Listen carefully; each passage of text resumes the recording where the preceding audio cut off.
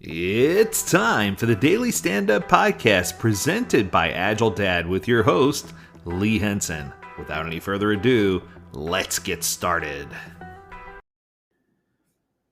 A student in a recent class challenged me and asked me about the stages to achieve business value. They asked me if there was a roadmap. So I thought it'd be a good idea to give you the 7 stages of business value, the 7 stages to get to the point where your product or service is really providing value, and what you need to do and how you can use Agile to get there. Now, a lot of people ask me, they said, isn't this going to be like a review of the meetings, the Agile meetings? I said, well, while some of them may tie to meetings, some of them go a little deeper. So let's talk about each one. So, stage one is going to be the product vision. Now, we all know it all started with a mouse. That's Walt Disney's thing, right? But everything in Agile starts with a vision. The product owner needs to have a vision for their product. The executive leadership team need to have a North Star vision for the company.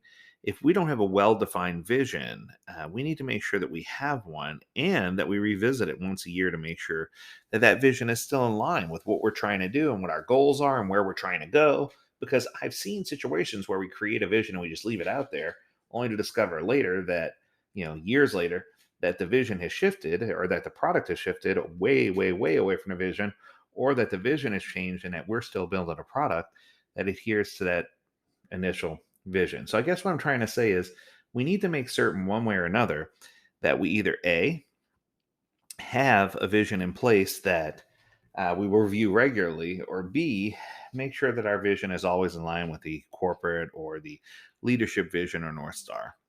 Second is a roadmap. Now, this could be a roadmap for a product or service, or it could be a roadmap for where we're trying to go and what direction we're trying to do, almost like a journey map for our company. But I think that we need both.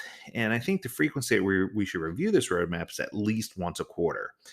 We need to make sure that we're taking a look at it, that we understand what we're trying to do, and this is going to help us achieve success.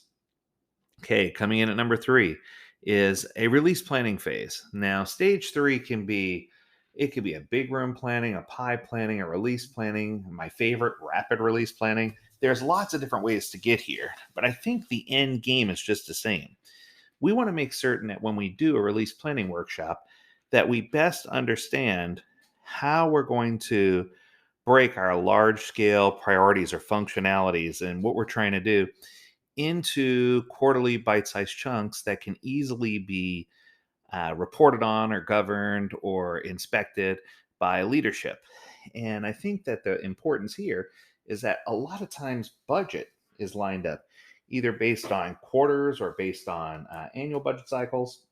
In this planning session, this workshop, this is going to be the piece where it's important for us to pull it all together so that we understand not only what is going to be funded, but how a specific release is going to be relatable to what we're trying to do.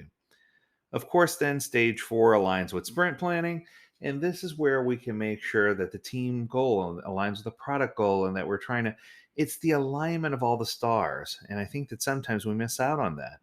That it's important for teams to set goals for their sprint, and it's important for those goals to line up with everything else that we're doing.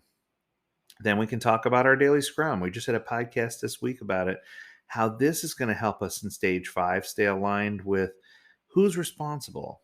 What are you responsible for? How frequently are you working on things? Are you finishing new things before you start, or are you finishing the things you started before starting new things? Little's Law. So you want to make sure that you have all that in line. And then, of course, you follow it up with the sprint review, which is your demo and review. And finally, your retrospective. And those are your 7 stages. But I know what you're probably saying. How do these 7 stages, in the beginning, you said these 7 stages were going to be a roadmap or a guide to us achieving value or achieving a high quality product. And the truth is that these 7 stages are not necessarily just inclusive to Scrum because they're all not components of Scrum. But when you're thinking of a greater agility, when you're thinking of an agile alignment, when you're thinking of transforming a business, although it seems very simple, those 7 steps are the 7 steps that provide value. And if you can align your North Star with your roadmap, if you can align your roadmap with your release cycles and your release plans to make sure you're responsibly getting things out to the customer, If you can align the work then in such a way that it's prepared for sprint planning so that the team can consume the work easily following the invest model and that stories are well formed. If you could have teams report daily on accountability and then at the review show and demonstrate our product and impress the stakeholders and then follow up with a retrospective to make sure that we're avoiding any additional problems or circumstances. These are the tickets. These are the keys that are going to help us achieve the greatest success. So I know it was a simple one, but I hope it was useful. If you have a topic you want us to cover, feel free to reach out to us. Learn more at agiledad.com. We'd love to hear about you.